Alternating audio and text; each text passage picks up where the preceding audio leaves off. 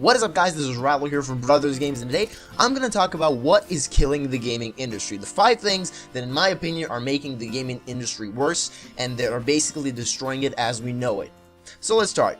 In my opinion, the first thing that is killing the gaming industry are publishers. Now, don't get me wrong, publishers can make or break a game, and often they'll actually make sure that a game is good, but also very often they'll put pressure on the developers to release a game way before it's due, resulting in games being incomplete and glitchy messes. Now, it's true, they'll bring in the money and the marketing for a game, so of course they expect profits as soon as possible, but sometimes games are harder to make than expected and developers need more time to polish them instead of releasing a game before it's finished and fixing it with patches and updates when it's usually too late and bad reviews have already done way too much damage for the game to actually be remembered as a good game.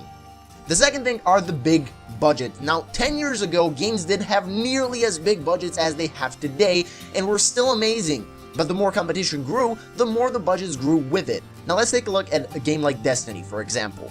It had the biggest budget ever, but a lot of people didn't decide to buy it because everyone said it didn't utilize the budget in the ways that it could. With that being said, big budgets of AAA developers are making a lot of indie development teams simply give up because they think that they'll never make a good game without millions and millions of dollars. The third thing is DLCs and in-game purchases, and it's probably the most common example of corporate greed we see today. They make you pay $60 to $80, which on its own is way too much for a game, by the way, just to play the game. Then $30 worth of DLCs, and on top of that, $10 to $20 for an OP weapon like everybody uses in multiplayer, or a new map, or something that is in the game files, but it's locked. And when you, again, look at games from 10 years ago, also had that, but it was unlockable not by buying it with your mom's credit card, but actually playing the game and unlocking it in-game.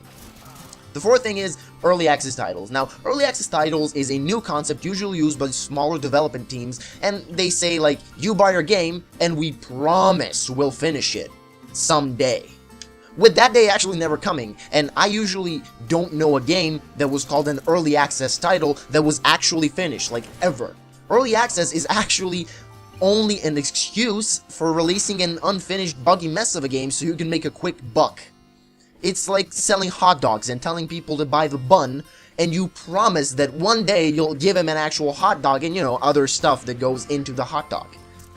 And the last thing that, in my opinion, is killing the gaming industry is the gamers. It's us. We keep falling for these same exact lies over and over, and we keep spending our hard-earned money for stuff we don't need, instead of making a boycott and not buying their half-done crappy games with half-done DLCs and waiting and hoping for updates to fix the problems, updates that actually never come, or when they do, they're not complete.